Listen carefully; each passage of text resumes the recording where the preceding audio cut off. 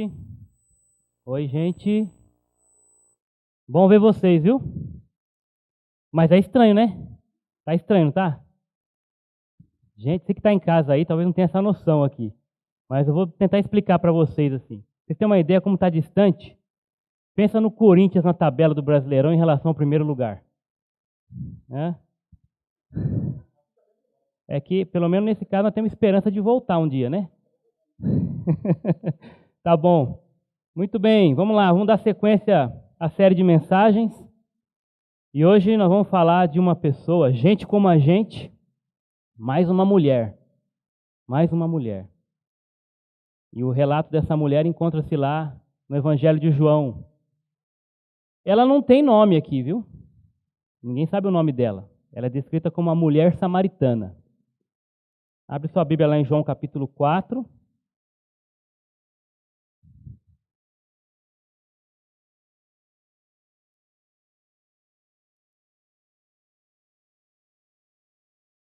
Aí, nós vamos ler do 1 ao 30. Não vamos ler tudo agora, tá bom? Nós vamos passo a passo, depois do 39 ao 42. Falar um pouquinho da história dessa mulher. Na verdade, o encontro que ela teve com Jesus, né? E como a vida dela mudou depois disso. Aliás, não só a dela, né? Quando alguém encontra com Jesus, não tem como permanecer do mesmo jeito. É ou não é? Quando alguém encontra com a verdade, com o evangelho, essa pessoa certamente não sai dali da mesma forma que entrou. E eu já tinha ouvido também e gostei muito dessa ideia de que quando a palavra de Deus está sendo pregada, alguns dizem assim, é importante quando você prega a palavra, especialmente quando você está evangelizando, né, durante ali a mensagem, quando é uma mensagem evangelística, que você faça um apelo no final. Mas o fato é que sempre tem apelo quando a palavra é pregada. Porque o que acontece? Ninguém sai diante de uma pregação da palavra de Deus, ninguém sai sem tomar uma decisão. Ou você decide mudar, ou você decide reter a palavra, ou você decide ficar do jeito que, né? Ou seja, desobedecer e não fazer, não cumprir. Ficar do jeito que está. Só que nunca fica do jeito que está, né? Ou você está crescendo ou você está caindo, né? Porque quando a palavra é pregada e você não dá ouvido, você está desobedecendo, você está regredindo. Você está em pecado. Então, não tem como sair do culto, ou não tem como você sair, né, diante de uma exposição da palavra sem tomar uma decisão. Ou você aceita o apelo positivamente, ou você nega-o, né, e rejeita a palavra. Tá bom? Por isso que a palavra de Deus nunca volta vazia. Não é verdade? Para aqueles que obedecem, ela volta trazendo fruto de arrependimento. Para aqueles que rejeitam, ela volta trazendo condenação. Ok? Você não vai poder sair dizendo que não sabia. Legal? Então vamos lá. Vamos olhar para essa história dessa mulher, o encontro purificador dela com Jesus. E como se não bastasse, né, ser uma mulher que já naquela época, né, as coisas mudaram muito, viu, gente? Tem gente que não quer enxergar isso, mas é um fato, né? Graças a Deus, o quanto a mulher já foi e continua sendo valorizada, especialmente no nosso país. Nós temos que dar valor para isso. Porque ser mulher nessa época, nessa circunstância aqui, não se compara, tá?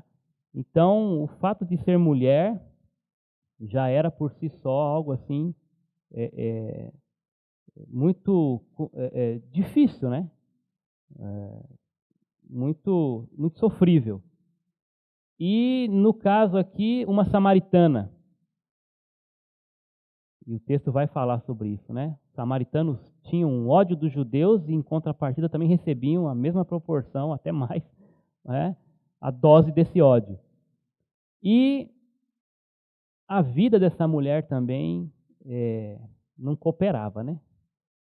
Para uma aceitação. Ela era marginalizada também por ser uma mulher com uma vida, digamos assim, um tanto quanto desregrada. Nós vamos ver isso aqui também. E eu quero caminhar com vocês nesse texto olhando para, subindo aí, né? Galgando aí 3 degraus, eu estou chamando aí, né? 3 degraus no conhecimento de Jesus, porque é exatamente isso que vai acontecer. Nós vamos aprender com a vida dela e com o encontro que ela teve com Jesus, como Jesus foi levando essa mulher a subir degraus no conhecimento da pessoa dele. Tá legal? E enquanto nós vamos caminhando, a pergunta que fica para você é: em que degrau você está no conhecimento de Jesus? E em que degrau você tem conduzido também as pessoas ao conhecimento de Jesus? Porque essa é uma tarefa nossa, né? Como igreja, como servos de Deus, como redimidos, para proclamar as virtudes daquele que nos chamou das trevas para a maravilhosa luz, para proclamar esse Jesus, para fazer com que essas pessoas subam no degrau do conhecimento de Cristo. Tá bom? Então vamos lá. O primeiro degrau aqui é conhecer Jesus como uma simples pessoa. Isso acontece no início ali da história, e nós vamos ler dos versos 1 ao 15, eu vou projetar aí, mas se você quiser acompanhar na sua versão também, fique à vontade, tá bom? Então vamos lá, versos 1 até o 15. Quando, pois, o Senhor soube que os fariseus ouviram dizer que ele, Jesus, fazia e batizava mais discípulos que João, embora Jesus mesmo não batizasse, mas os seus discípulos, saiu da Judéia e foi outra vez para a Galiléia. Era um percurso comum, né, a Jesus e aos seus discípulos, e muitos judeus faziam também esse percurso. Verso 4. E era necessário passar por Samaria. É interessante já aí o texto apontar essa necessidade, porque, como nós falamos aqui, dessa questão do ódio entre judeus e samaritanos, jamais um judeu iria entender como necessário no percurso entre a Judéia e a Galiléia ser necessário passar por Samaria. Isso não era jamais necessário, né? Não, era proibido. Um judeu preferia passar, talvez, aí no meio de leões, de lobos, por um caminho tortuoso, com tudo quanto é dificuldade, do que passar suavemente ali pelo caminho que conduzia pela Samaria até chegar a Galiléia. Mas o texto, de propósito, coloca assim: era necessário. Por que era necessário? Nós vamos perceber, né? A necessidade, ela não estava em economizar tempo, não estava em economizar esforço, porque o caminho era mais curto. A necessidade não estava relacionada a nada que era físico, material, enfim. A necessidade estava em algo que era espiritual. Jesus sabia que ali ele encontraria uma pessoa e que esse encontro seria um encontro para trazer a essa pessoa um conhecimento pleno da sua pessoa, de quem ele era, de se revelar a essa pessoa como um Deus Salvador, o Messias prometido. Bom, voltando lá no texto. Chegou, pois, a Sicar, cidade de Samaria, junto à propriedade que Jacó dera a seu filho José. Havia ali o poço de Jacó, o famoso poço de Jacó. Cansado da viagem, Jesus sentou-se junto ao poço. Era cerca da hora sexta. Tá bom? Isso aqui dentro do sistema ali judaico, aproximadamente meio-dia, bem no pico ali da manhã, onde o sol está pegando, né? Bem ali, meio-dia. Verso 7. Então veio uma samaritana tirar água. Isso também é interessante notar aqui, tá bom? Era aproximadamente meio-dia, provavelmente, e uma mulher vem tirar água, o que também não era comum, porque era comum mulheres fazer esse tipo de serviço, buscar água, mas não meio-dia, e não sozinha. Então, aqui já tem uma dica, né? Por que essa mulher vem sozinha nesse horário? Tá bom? Isso vai explicar um pouco do fato dela ser marginalizada, tá? Porque ela não tinha comunhão com outras mulheres. Certamente era desprezada, né? Não era bem vista, não era bem-vinda, tá bom? Mas precisava, como todo ser humano, de água. Então, teve que vir naquele horário, o horário mais quente do dia. E não era, gente, não era pegar uma garrafinha de 2 litros, não, da Coca-Cola. Não era isso, não, tá? Era um cântaro, né? Pesadíssimo. Quando aquilo ficava cheio d'água, para levar isso, dependendo da distância, era muito sofrido para uma mulher, né? E debaixo de um sol do meio-dia, então vocês imaginem as circunstâncias aqui que forçava essa mulher chegar naquele horário para fazer esse serviço. Muito bem. E Jesus então se encontra, ela chega para tirar água, Jesus lhe disse: dá-me um pouco de água. Pois seus discípulos tinham ido à cidade comprar comida. Então só estava Jesus ali naquele momento. Disse-lhe então a mulher samaritana: como tu, um judeu, e aqui o ponto que eu estou colocando aqui, o primeiro ponto, né? Até aqui uma conversa aparentemente entre duas pessoas, né? Simples pessoas. E de fato Jesus não deixa de ser, né? um homem, uma simples pessoa nesse sentido. Então ela, como tu, sendo um judeu, pedes de beber a mim, que sou mulher samaritana? Pois os judeus não se davam bem com os samaritanos. E essa rixa aí, bem antiga, né? Coisa que começou aproximadamente ali 722, quando os assírios dominaram Jerusalém. E aí Samaria era a capital, né, de Israel.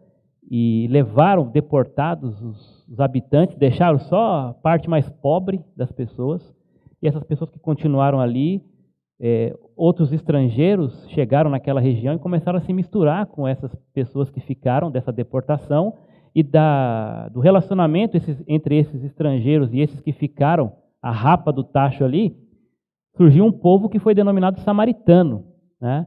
E esse povo começou a fazer uma espécie de adoração pagã ali, misturando conceitos do judaísmo com conceitos mundanos, pagãos. E isso foi o que causou aí essa revolta daqueles judeus, vamos dizer assim, mais tradicionais.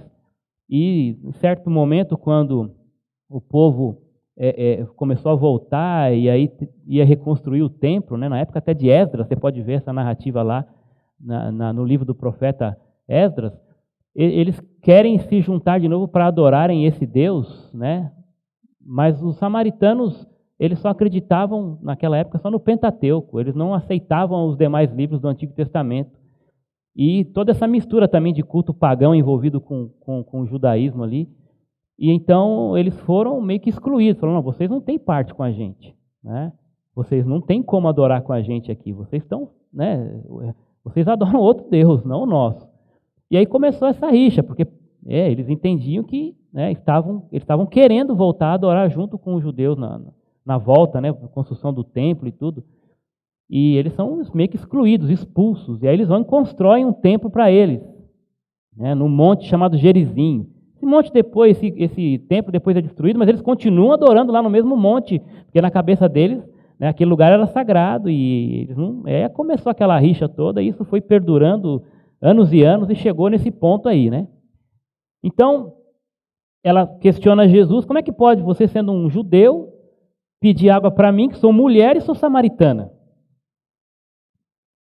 E Jesus então responde, versículo 10: se você conhecesse o dom de Deus, e quem é o que te diz, dá-me um pouco de água, tu lhe pedirias e ele te daria água viva. Então vocês percebem que aqui, na conversa, nesse ponto, na cabeça da mulher, ela está em contato com um judeu, talvez ali um forasteiro, né, passando por ali, meio sem saber o que estava acontecendo, e um cara talvez ousado, né, que chega para ela, não sabe talvez da história, e chega para uma mulher, o homem não podia dirigir a palavra para uma mulher se ela tivesse sem o marido, e pede água. Né? E aí Jesus então já começa ali no discurso dele, na conversa, na resposta, já começa a querer levar essa mulher para um próximo degrau. Olha, sim, eu sou um judeu. Sim, eu sou um homem. Sim, Mas eu tenho sede também, como todo homem tem. E eu estou pedindo sim água para você. Jesus está aqui quebrando um paradigma, né? E sem problema quanto a isso. Como uma simples pessoa, né? E nós muitas vezes identificamos Jesus nesse camarada, nesse homem, como todo homem, gente como a gente também, nesse sentido, Jesus é.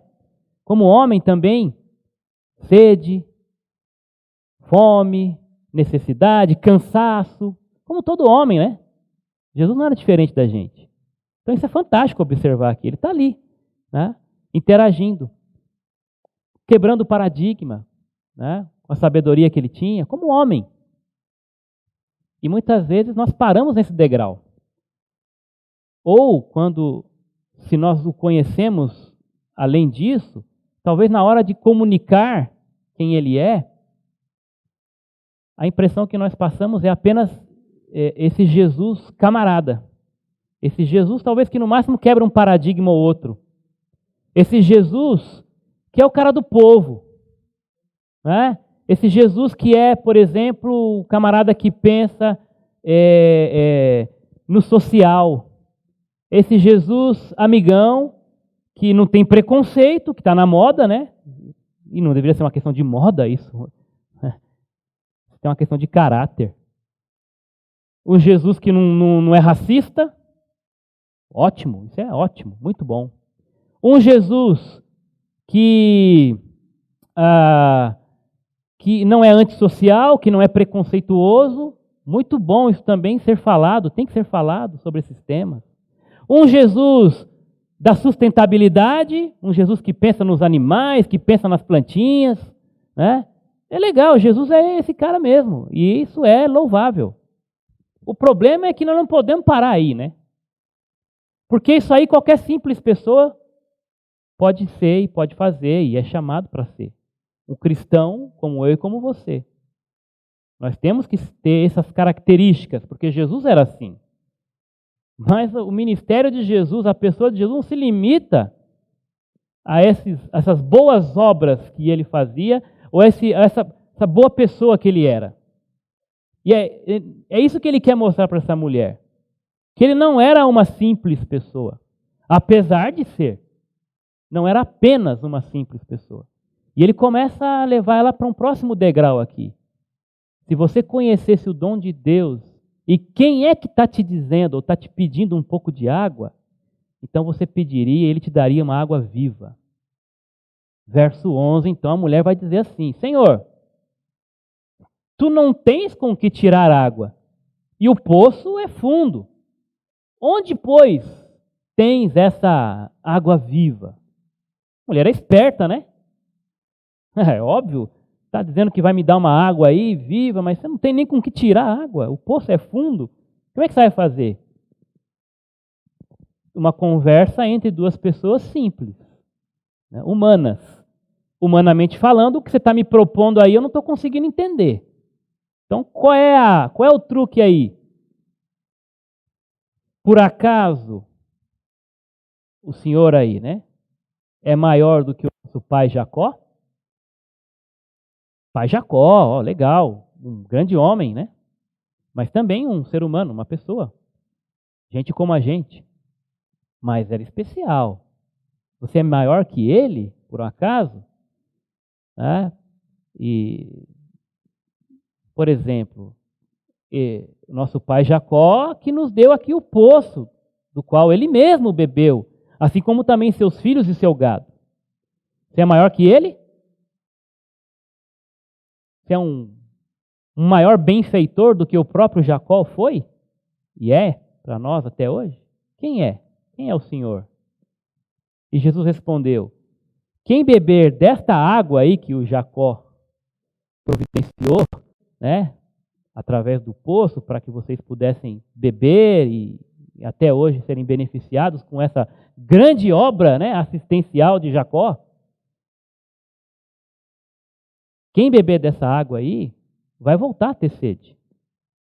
Mas quem beber da água que eu lhe der, nunca mais, olha como é forte o termo, né? E aí ele queria levar ela realmente para um nível assim de compreensão que né, e extrapolar o entendimento humano,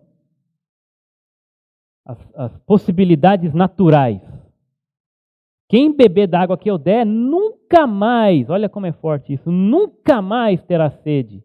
Pelo contrário, a água que eu lhe der se tornará nele, nessa pessoa, uma fonte de água a jorrar para a vida eterna. Então, você está falando aí de um poço que Jacó construiu. Esse poço que ele construiu foi uma ótima obra. Muito bem, parabéns aí. Ó, né? Jacó é um cara assim, tem meu voto aí para vereador na próxima. Né? Mas eu sou mais que isso. Jacó construiu um poço onde fica aí uma água que é útil, mas a água parada.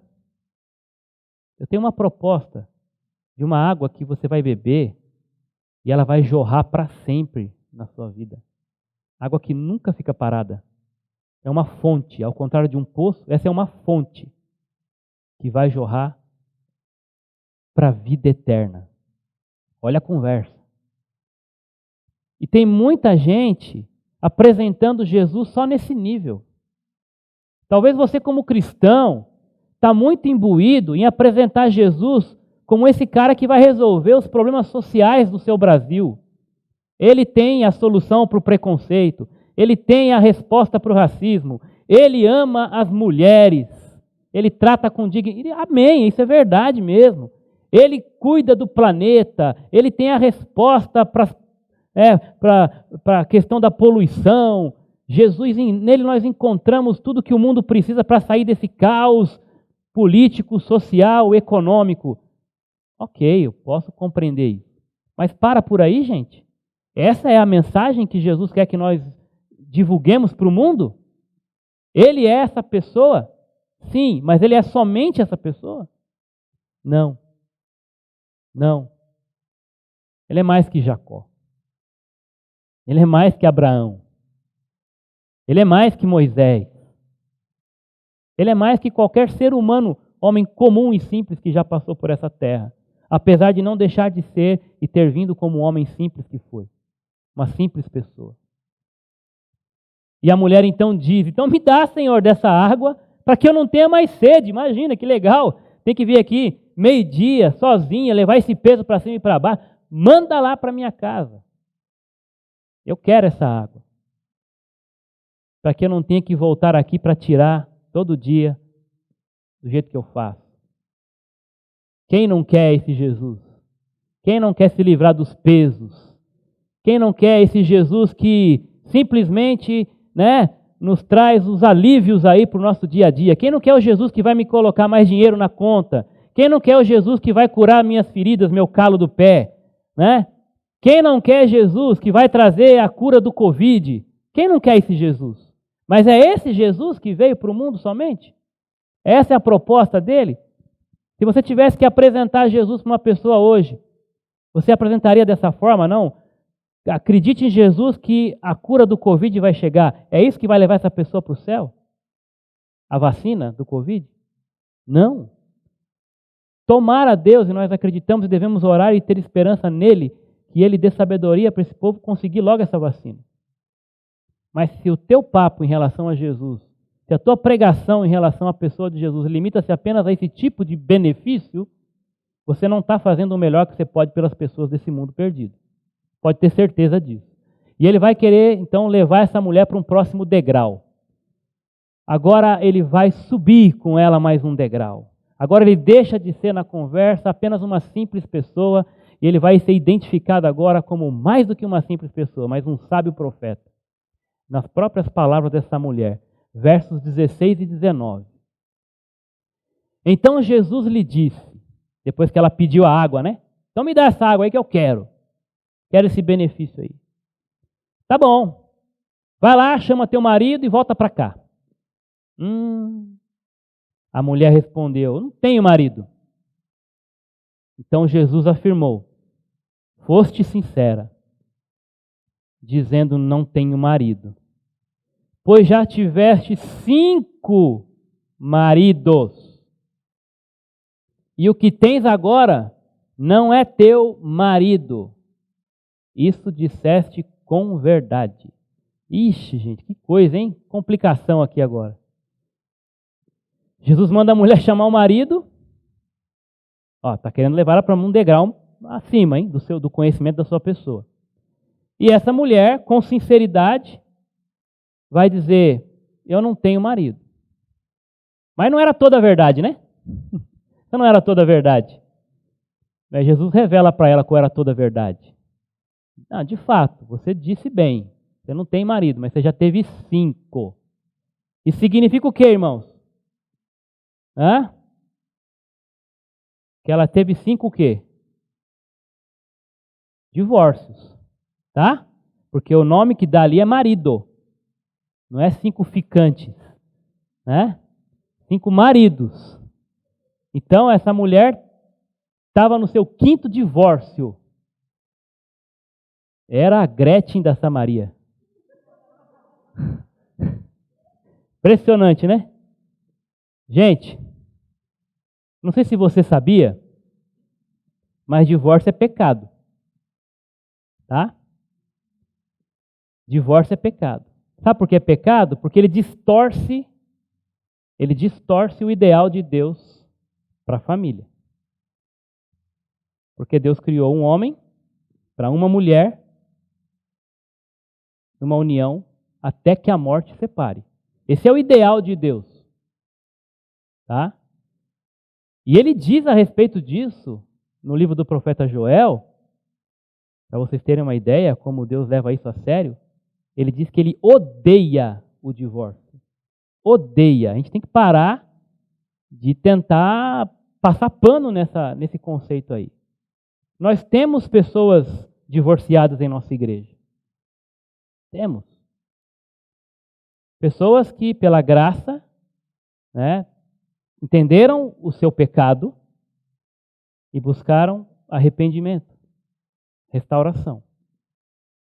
E Deus não rejeita, como não rejeitou essa mulher que estava no 5º. Existem outras restrições, mas para ter comunhão com Ele, restaurar a vida espiritual plena, para honrar o nome de Deus a partir de então, Deus não rejeita o coração contrito e quebrantado. Mas não deixa de ser pecado, irmão. A gente não pode brincar com isso e achar que porque o mundo está nessa toada, isso está, beleza, não é a incidência, não é a pressão do mundo, da cultura, das épocas, que vai fazer o conceito de Deus mudar. Deus continua o mesmo. Deus continua e vai continuar sempre odiando esse negócio. Então não brinque com isso. Não queira achar que é algo comum. E mesmo sendo comum, que seja normal. Normal nunca será. Então nós como igreja também temos que refletir esse mesmo caráter de Deus. E dizer, o divórcio é pecado. Nós devemos odiar isso. Tá bom? E ele aqui leva essa mulher a entender o buraco que ela estava. Talvez mais fundo do que aquele poço ali do lado dela. Né? E ele vai dizer para ela, de fato, você já teve 5. E o cara com quem você está agora nem é teu marido. Olha só, hein? 5 divórcios e aí como é que eu vou chamar? Né? Um affair. Esse é o nome? Né? Um enrosco. Essa mulher não estava dando exemplo, hein?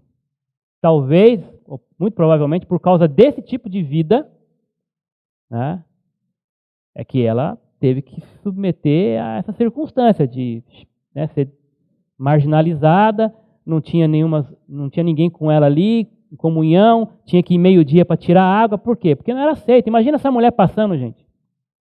O pessoal sabendo, lá vem ela. Olha lá. Quem vai ser a próxima vítima? E aí uma conversando com a outra. Tá sabendo? Olha, divorciou. Ah, é? É. Aí, que coisa. Soube de uma coisa? Lembra da fulana? Segundo divórcio. E, gente, aí, imagina. Tá no 5º. No 5º. Tá no 5º casamento. E esse agora? Fiquei sabendo que tem um outro aí. Não, mas não é marido ainda não. Mas, também? Será que o cara, né, fosse ele, nem entrava nessa.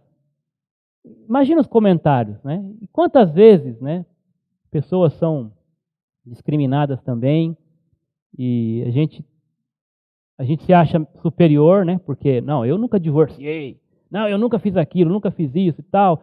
E quando se depara com alguém numa situação dessa, não age com graça, com perdão, com amor, mas discrimina também. E se não faz isso talvez na frente da pessoa, comete o mesmo pecado fazendo pelas costas, até pior, né?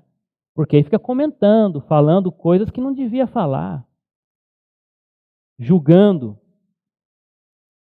E Jesus aqui, com essa autoridade que ele tinha, ele queria levar essa mulher para um degrau acima. Porque quando ele revela para ela aquilo que ela nunca tinha contado, porque ela nunca tinha visto esse homem, mas ele narra para ela exatamente o histórico amoroso dela desse tempo todo, e agora diz, olha, eu sei, você já teve 5 e o que você está agora não é seu marido, a conclusão dela é essa, ó. Ela vai para um outro nível. Fala, esse cara não pode ser uma pessoa simples, uma simples pessoa. Ele é um vidente, ele conhece, ele tem algo a mais. Esse cara é profeta. Senhor, vejo que és profeta. E aqui também é um ponto legal, né? Um degrau assim que a gente tem que ressaltar mesmo. Jesus não é uma simples pessoa apenas. Jesus, ele conhece todo o nosso histórico, do começo ao fim. Ele sabe de todas as coisas. Ele é Deus. Sabe, Jesus, o que ele pode fazer é extraordinário. Isso nós vemos na vida dele. Jesus, de fato, ele não é uma simples pessoa, não. Jesus, ele tem poder. Olha, Jesus, ele expulsou demônios. Jesus, ele curou enfermos, deu vista a cegos, multiplicou pães, né?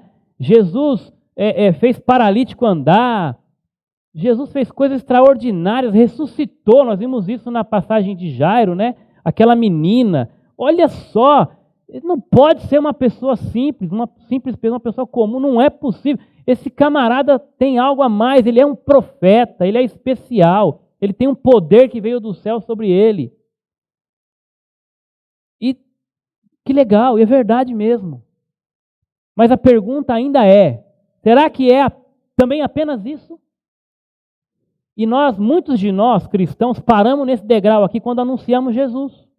Sabe o que a gente fala de Jesus? Se não fica no primeiro degrau e vai para o segundo, né, um passinho a mais aí, diz assim, não, Deus é extraordinário.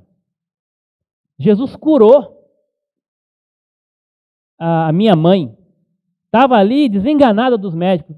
Nós oramos para Jesus, tivemos fé e graças a Deus, Jesus fez minha mãe levantar daquela cama. Não, Jesus é maravilhoso. Estava com um problema espiritual ali, né? E Jesus libertou a minha vida do vício.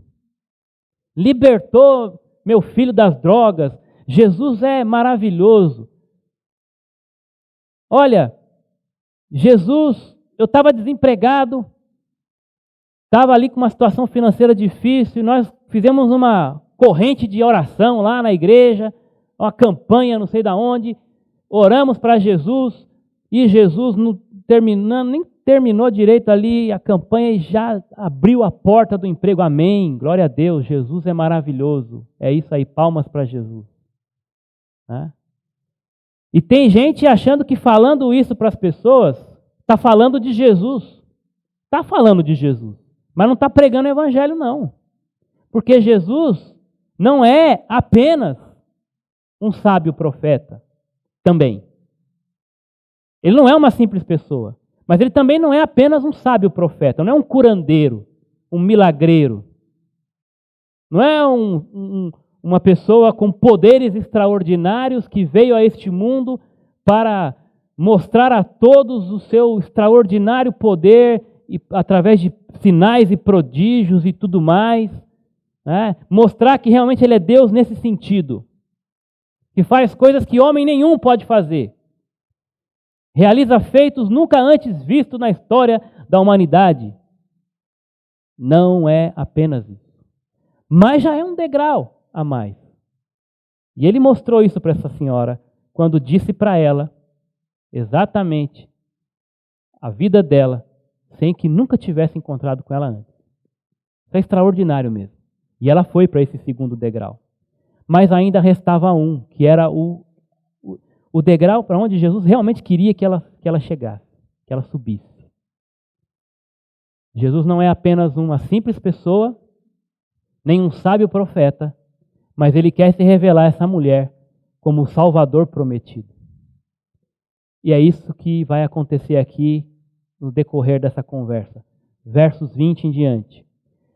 A mulher vai dizer assim, depois que ele chega e cutuca a ferida, ela quer meio que parece que mudar de assunto, né? Vamos falar de outra coisa aqui, né? Vamos falar de religião. Que moral ela teve para falar de religião depois dessa, né? Mas ela quis entrar no assunto, então vamos lá, né? Vamos lá, tudo bem. Nossos pais adoram neste monte. E vós dizeis que Jerusalém é o lugar onde se deve adorar. Então Jesus disse à mulher, crê em mim, a hora vem em que nem neste monte e nem em Jerusalém adorareis o Pai. Vós adorais o que não conheceis. Lembra que eu falei, os samaritanos só acreditavam no Pentateuco, não acreditavam nos profetas, os restantes dos livros do Antigo Testamento. E Jesus vai dizer, vocês adoram o que vocês não conhecem. Nós adoramos o que conhecemos, porque a salvação vem dos judeus. Jesus está começando a preparar o caminho aqui para se revelar, né? A salvação vem dos judeus. Mas virá a hora, e de fato já chegou, isso é maravilhoso, né? Quando ele diz essa frase. Vai vir uma hora, e de fato já chegou essa hora, em que os verdadeiros adoradores, e aqui ele não entra no aspecto de que tem que ser judeu, tem que ser samaritano, não, ele coloca no geral. Tem um conceito aqui. Os verdadeiros adoradores. Os verdadeiros adoradores adorarão o Pai no Espírito e em verdade. Ou em Espírito e em verdade. Porque são esses os adoradores que o Pai procura. Deus é Espírito. E é necessário que os que o adorem em Espírito e em verdade. E aqui, né, várias explicações, né, ou suposições do que seria esse termo em Espírito e em verdade.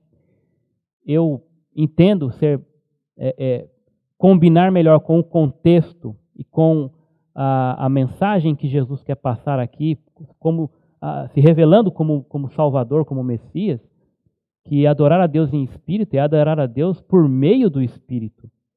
Se você não tem o Espírito, não adianta construir templo no monte A, B, C, onde qualquer lugar que for. Não adianta sacrifício se o culto não é mediante ou por meio do Espírito.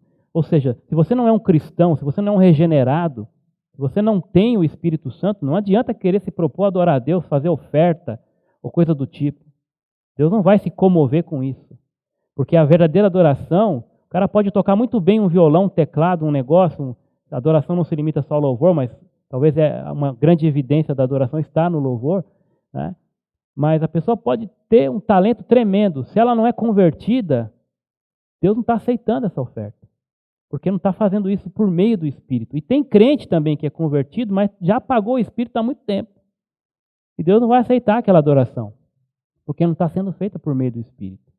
Né? Está sendo feita na carne. E aí vem também a tabelinha, né, com a verdade. Por quê? Porque a verdade é a palavra. Né? Jesus disse, a minha palavra é a verdade. Por que é importante isso? Porque para a verdadeira adoração nós temos que entender quais são os critérios para isso. E Jesus vai falar exatamente sobre isso. Em outras palavras, ele vai dizer o seguinte, olha, vocês podem adorar em qualquer lugar. A verdadeira adoração não tem mais um lugar. Até nós cantamos aqui uma música, né? Grande é o Senhor, muito digno de louvor, na cidade do nosso Deus, seu santo monte. Não precisa ser mais lá, somente lá. Não tem mais a cidade do nosso Deus, seu santo monte. Isso é uma referência àquela época. Tudo bem. Mas agora a verdadeira adoração dos verdadeiros adoradores não se limita mais a uma cidade, a um local, a um templo, a uma igreja, A ou B ou C. Pode ser em qualquer lugar. mas não de qualquer jeito e nem para qualquer um. Jesus está fazendo ela entender isso. A salvação vem dos judeus. Os verdadeiros adoradores adoram de um jeito, em espírito e em verdade, não é de qualquer jeito. E não é para qualquer um, não. A salvação vem dos judeus. Mas pode ser em qualquer lugar, porque Deus está em todo lugar. E mais do que isso, para os cristãos, por meio do Espírito, Deus está onde? Em nós. Onde tiver 2 ou 3, Ele está no meio. Mas se tiver só um, Ele está lá. Em nós, por meio da terceira pessoa da Trindade, o Espírito Santo. Isso é maravilhoso. Então não tem mais um local. É em qualquer lugar, mas nunca vai ser de qualquer jeito. E nem para qualquer um. E Ele está fazendo ela entender isso aqui. E a mulher respondeu: eu sei que o Messias, que se chama o Cristo, vem. E quando Ele vier, nos anunciará todas as coisas. E aí vem o verso 26, fantástico, talvez o centro de tudo isso aqui. Jesus lhe diz: sou eu o que está falando contigo. Em outra versão, ele diz assim, bem direto, né? Eu sou o Messias. Ponto. Olha aí que degrau maravilhoso. É nesse ponto que ele quer que eu e você e todo mundo chegue. É nesse ponto que ele quer que eu e você levemos as pessoas. Não apenas reconhecê-lo como uma simples pessoa, como um cara que não tem preconceito, como um cara que gosta dos pobres, ajuda os mais necessitados, que ajuda os animais, proteção da natureza, sustentável, é um cara que não recrimina a mulher, não é racista. Isso é ótimo, mas ele não quer que a gente pare por aí, não. Isso não salva ninguém. Apresentar Jesus como uma figura que não faz distinção, que não tem preconceito, né? O cara da pós-moderno aí, que aceita todo mundo. Não é isso que salva as pessoas. Não é esse Jesus que vai salvar do pecado. Não é esse Jesus.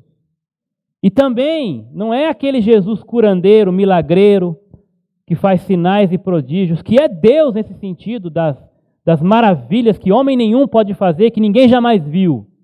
Mas muita gente para por aí na nossa apresentação de Jesus, falando que ele fez coisas grandiosas na minha vida, mas coisas do tipo restauração da saúde, ou dar um emprego, ou algum bem material. É esse Jesus que salva? Não. Também não. Não deixa de ser o Jesus verdadeiro, mas não é essa a mensagem do Jesus que salva. Ele quer que a gente chegue nesse último degrau aqui. Eu sou o Messias. O que significa isso? Eu sou aquele que estava prometido de vir para salvar a alma do pecado, para entregar a vida por todos aqueles que creem na minha pessoa e na minha obra como suficientes para a salvação, que deixam de acreditar no seu esforço, no seu braço, nas suas obras, e passam a acreditar somente em mim, na obra que eu fiz na cruz para a salvação. Eu sou aquele que veio para libertar da escravidão do pecado.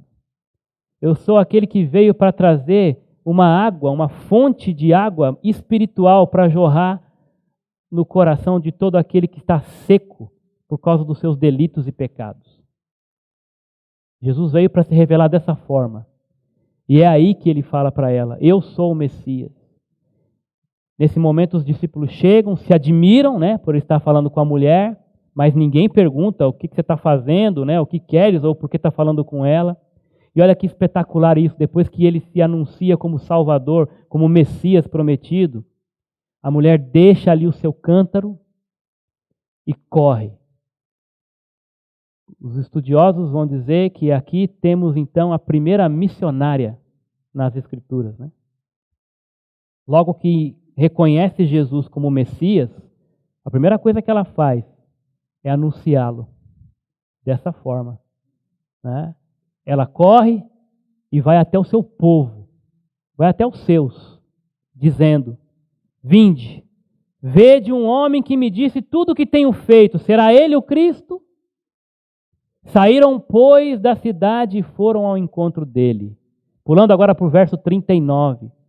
E muitos samaritanos daquela cidade creram nele por causa da palavra da mulher que testemunhava. Isso é muito claro, o texto faz questão de enfatizar que muitos creram por causa do testemunho daquela mulher, que minutos depois de ter chegado ao último degrau, que é o que realmente vale, o que realmente importa, o primeiro degrau ela ficou assim, talvez desconfiada, mas também admirada, se sentiu até, digamos assim, para ela foi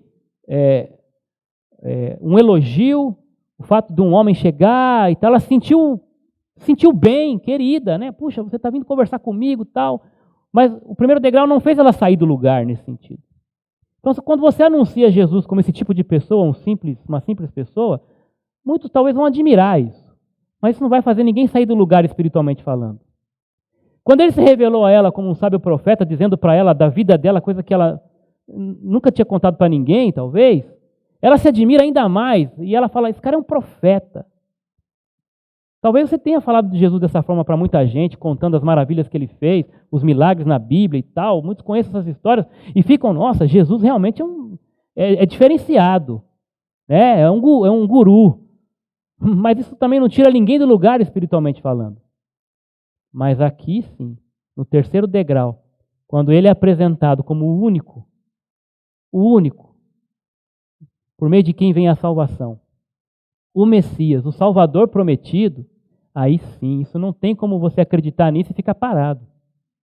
A mulher sai anunciando, proclamando, venha ver, eu encontrei. E muitos creram nele por causa da palavra da mulher. Ele disse tudo quanto eu tenho feito. Então os samaritanos foram até ele, pediram que ficasse, ficou ali ainda por mais 2 dias. Imagina para os discípulos, 2 dias aqui em Samaria. Jesus estava ensinando para eles também. E muitos outros creram por causa da sua palavra e diziam para a mulher, já não é pela tua palavra que cremos, pois agora nós mesmos temos ouvido e sabemos que este é o verdadeiro Salvador do mundo. Ou seja, você nos anunciou, mas agora nós estamos crescendo aqui no conhecimento, porque nós mesmos fomos lá e constatamos tudo isso. Em outras palavras, muito obrigado, porque você deu o pontapé inicial aqui. Não é você que vai salvar ninguém, mas você vai mostrar o caminho. Você vai mostrar o caminho, o único caminho. Você não vai curar, mas vai mostrar o caminho para a cura. Não é você que vai libertar, mas você vai ser uma ferramenta, um instrumento de Deus para que as pessoas sejam libertas por meio de Jesus Cristo, do conhecimento do único e suficiente Salvador. Esse é o degrau que nós devemos estar e conduzir as pessoas até lá. Essa mulher foi levada até lá. E chegando lá, imediatamente procurou informar isso para as pessoas, testemunhar desse Jesus Salvador. Então, para a gente terminar recapitulando aqui, 3 degraus no conhecimento de Jesus. O primeiro degrau é apresentar Jesus como uma simples pessoa, que de fato ele é. Sim, Jesus tem muito a nos ensinar como um homem de caráter, como um homem de princípios, como um homem que perdoa, como um homem que não faz acepção, como um homem que não tem preconceito, não é racista, como um homem que tem princípios para a educação, enfim, como um homem honesto. Mas isso não é suficiente. O próximo degrau que nós devemos crer e levar as pessoas até ele é Jesus como um sábio profeta, que de fato ele é, diferenciado nesse aspecto. Ele é Deus, ele tem poder, ele opera milagres, ainda hoje, eu creio nisso. Jesus continua curando, Jesus continua libertando, Jesus continua fazendo feitos extraordinários por meio do seu poder. Mas esse também não é o degrau suficiente. O ideal não é, ainda precisa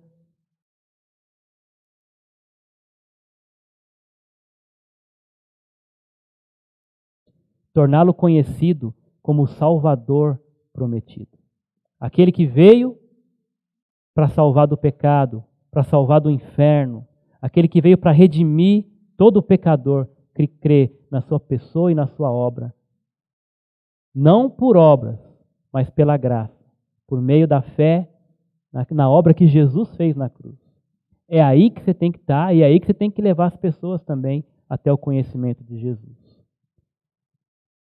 Esse texto fala um pouquinho de uma história onde Pedro entendeu também a mesma coisa que a mulher samaritana entendeu. Quem sabe depois de ter visto até a historinha, ficar acompanhando de longe ali, aprendeu a lição. Jesus um dia vai perguntar para eles assim, as partes de Cesareia de Filipe, interrogou os discípulos dizendo assim, quem dizem os homens ser o filho do homem? O que o pessoal está dizendo aí? Quem sou eu?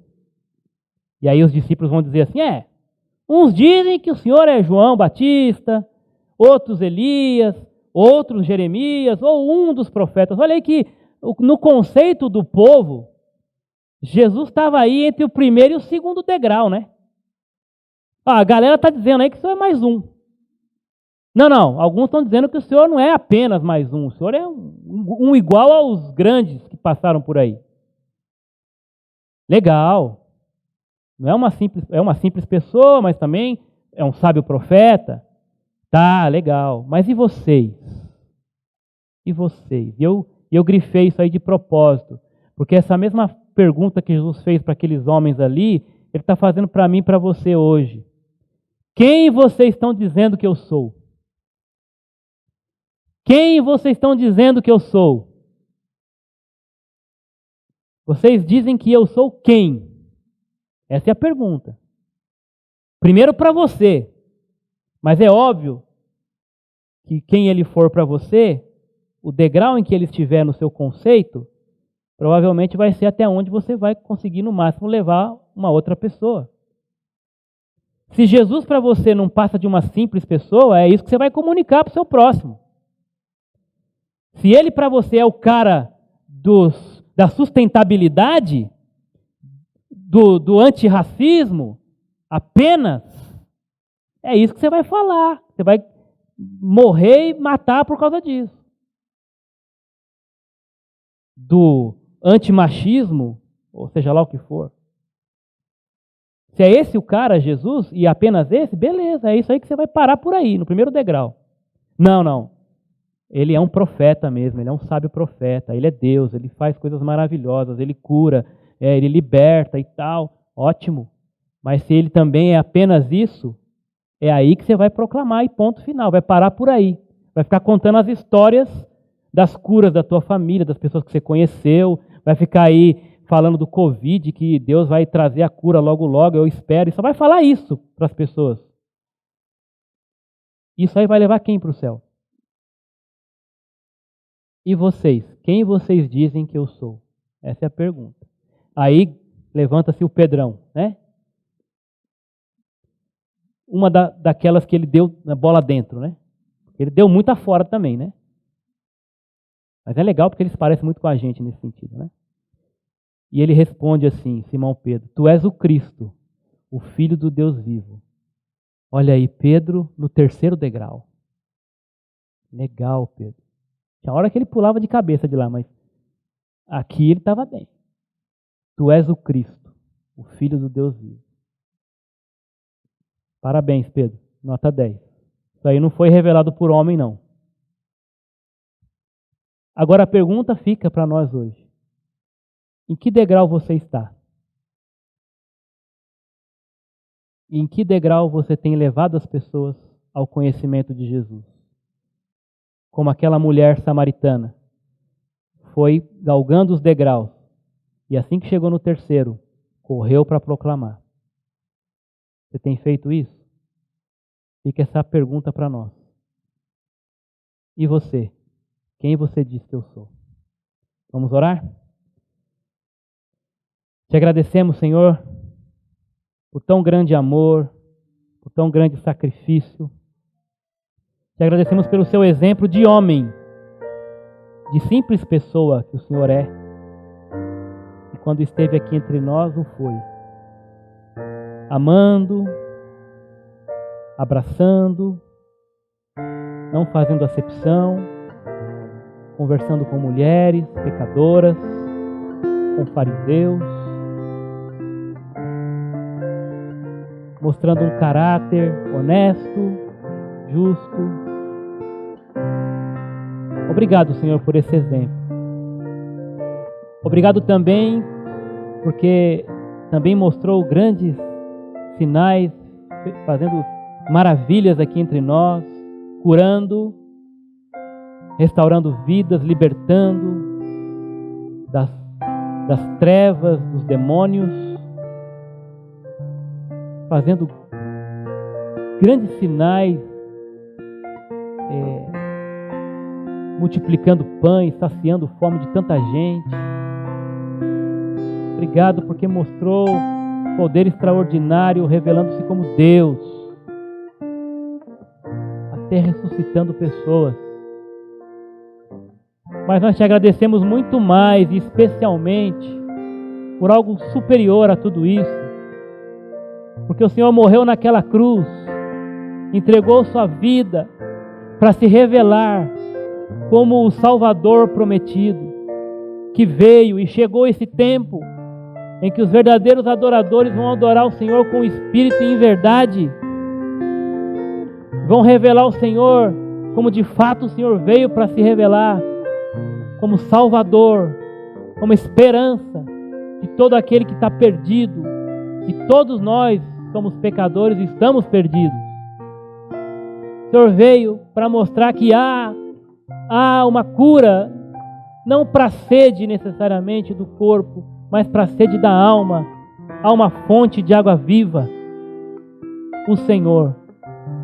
E é por isso que nós te agradecemos e pedimos a tua misericórdia e coragem, que uma vez tendo chegado nesse degrau do conhecimento do Senhor como Salvador prometido, muitas vezes temos negligenciado levar as pessoas que conhecemos a este mesmo degrau e ficamos no primeiro ou no segundo, como se isso fosse pregar o Evangelho, e não é. Apesar de mostrar o Senhor, não revela o Senhor como verdadeiramente o Senhor quer se revelar. Nos ajude, Pai, a entender isso, e assim como aquela mulher, gente como a gente, proclamar o Senhor imediatamente. Muito obrigado por aquele exemplo e pelo teu amor. Em nome do Senhor Jesus. Amém.